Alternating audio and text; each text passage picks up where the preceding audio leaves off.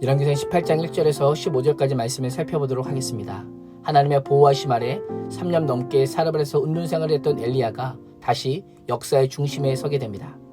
시간이 흘려 3년째 되는 해에 여호와께서 엘리야에게 가서 아합에게 보이라, 내가 비를 지면에 내리리라 라고 말씀하십니다. 지난 3년간 비도 이슬도 내리지 않는 가뭄으로 인해 이스라엘의 수도 사마리아는 극심한 기근에 시달렸습니다.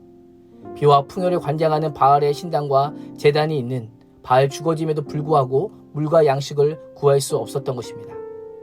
이를 통해 바알의 무능함을 드러낼 뿐만 아니라 하나님의 말씀이 그대로 성취되는 하나님의 능력이 그 땅 가운데 임했습니다. 하나님께서는 내가 비를 지면에 내리리라 라고 말씀하시며 바알과 대결을 마무리함과 동시에 비를 내림으로 이스라엘의 참 신이며 전능하신 하나님이심을 보이고자 계획하고 계십니다. 엘리야가 아합을 대면하기 위해서는 자신의 목숨을 내어놓아야 했습니다. 이세벨은 여호와의 선지자를 모두 죽였고 아합은 엘리야를 죽이기 위해 혈안이 되어 있었기 때문입니다. 내가 만약 엘리야라면 어떻게 했을 것 같습니까? 모세처럼 변명을 하거나 요나처럼 도망칠 수도 있었습니다. 그러나 엘리야는 하나님의 말씀에 즉시 순종하여 아합을 만나기 위해 사마리아로 내려갑니다. 사마리아에 있는 아합은 자기 왕궁 관리를 맡고 있는 오바댜를 부릅니다. 온 땅을 두루다니며 모든 샘물과 모든 시내를 둘러보아라. 혹시 말과 노새에게 먹일 풀을 찾을 수 있을지 모른다. 그러면 우리 가축들이 저대로 죽게 버려두지 않고 살릴 수 있을 것이다 라고 명령합니다.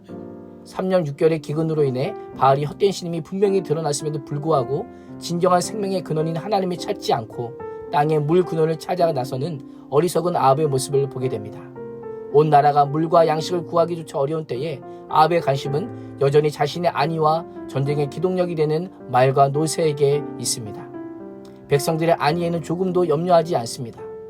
이것이 하나님을 떠난 완악하고 어리석은 인간의 실존입니다. 하나님의 말씀을 듣지 않고 자기 생각과 자기 안위, 자기 고집대로 살아가는 죄인의 전형적인 모습이 아합에게서 발견되어지는 것입니다. 아합의 명령에 따라 오바댜는 아합과 함께 직접 땅의 모든 샘과 물 근원들을 시찰하기 시작합니다. 3절과 4절은 오바댜를 아합의 왕궁 맡은 자요, 여호와를 지극히 경외하는 자요, 이세벨이 여호와의 선지자들을 죽일 때에 선지자 100명을 데려다가 50명씩 동굴에 숨기고 떡과 물을 먹였던 자로 소개합니다. 영적 어둠 시대에 엘리야 외에 하나님을 경외하는 사람 오바댜였습니다. 그는 왕궁 관리를 맡은 고위 관료임에도 불구하고 아합과 그의 섬기는 우상에 동요되지 않고 영적인 민감함을 유지했던 자였습니다. 그의 몸은 왕국에 있었지만, 아합의 신으로 있었지만 오직 하나님만이 온 이스라엘의 주권자로 믿고 그렇게 행동했던 것입니다. 아합과 흩어져 각기 다른 길을 가고 있는 그때에 3년 6개월 전에 가뭄을 선포한 하나님의 사람 엘리야를 만나게 됩니다. 오베단이 엘리야를 알아보고 땅에 엎드리며 내 주 엘리야여 당신이시니까 라고 부르며 존경과 경의를 표합니다. 엘리야는 오바댜에게 가서 아합에게 자신이 여기 있음을 고하라라고 명령합니다. 그러자 오바댜는 자신이 무슨 죄를 지었기에 자신을 아합의 손에 넘겨 죽이려고 하느냐라고 하며 반문합니다. 자신의 죄와 결부시켜 엘리야를 원망하는 태도는 사르밧 과부와 유사하지만 말도 되지 않는 명령에 순종한 여인의 태도와는 다른 반응을 보입니다. 이세벨을 피해 자신의 목숨을 걸고 100명의 선지자들을 숨길 정도로 하나님을 경외하는 자였지만 막상 자신의 목숨이 위태로워지자 두려워하고 있습니다. 엘리야가 이번에도 없어져 버리면 자신이 거짓 보고를 한 죄로 처형당해야 될 것이라는 두려움 가운데 있었던 것입니다. 오베댜의 이런 모습이 어떻게 보입니까? 우리는 비난하지만 죽음 앞에 선 인간의 본능적이고 자연스러운 태도입니다. 오베댜는 엘리야에게 자신을 긍휼히 여겨 명령을 거두어 주든지 아니면 아합을 직접 만날 것을 확증해달라고 간청합니다.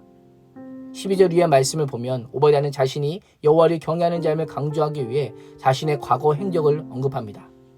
우리도 그렇지 않습니까?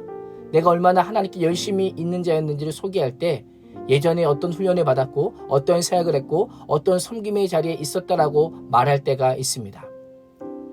보통 우리의 과거의 신앙의 행적을 언급할 때가 언제입니까? 나의 신앙을 자랑하거나 과시하기 위할 때가 아닙니다. 가만히 기억해보면 나는 이미 예전에 열심히 했으니 지금은 한 걸음 뒤에 있겠다. 이번에는 섬기지 못하겠다라고 하는 의사를 표현할 때 왕년에 어떠어떠했다라고 언급합니다. 주저하는 오베댜를 향해 엘리야는 자신이 아합을 분명히 만날 것임을 자신이 섬기는 만군의 여호와께서 살아계심을 두고까지 맹세하며 오바댜에게 약속합니다. 엘리야가 이렇게까지 할 정도라면, 하나님의 사람이 이렇게까지 약속할 정도면 오버댜가 하나님을 진심으로 경외하는 자라면 두려움과 떨림을 몰아내고 믿음으로 순종해야 합니다. 오버댜는 하나님을 경외했지만 그 안에는 아합의 무자비한 폭정에 대한 두려움과 공포가 더 컸던 것입니다. 이것이 오늘날 우리의 모습 아닙니까? 하나님을 믿지만 마주하는 현실의 높은 벽과 상황의 거대함 앞에 무릎 꿇는 나의 모습을 보게 됩니다. 말씀과 기도로 골리앗과 같은 세상을 향해 승리를 선포하지만 아낙 자손 앞에서 메뚜기 같은 이스라엘 같은 나의 모습을 보게 되는 것입니다. 오늘 우리에게 필요한 것은 나의 화려한 과거 신앙의 행적이 아니라 오늘 하나님의 명령에 순종하는 믿음입니다. 말씀에 순종하는 믿음을 가짐으로 생명의 근원이신 하나님께서 행하시는 역사를 목도하는 복을 누릴 수 있기를 주님의 이름으로 축복합니다. 기도하겠습니다. 하나님, 3년 만에 비를 약속하시고 가서 아합에게 보이라는 명령에 즉시 순종하는 엘리야의 모습을 보게 하심에 감사합니다. 그러나 우리의 현실은 하나님을 경외한다고 하지만 생사 앞에서 주저하고 두려워하는 모습이 오버댜와 같사오니 나의 과거 신앙의 행적이 아니라 오늘 하나님의 명령에 순종하는 믿음을 갖게 하여 주시옵소서. 순종할 때 살아계신 하나님의 역사를 목도하는 은혜를 충만히 누릴 수 있도록 인도하여 주옵소서. 예수님의 이름으로 기도합니다. 아멘.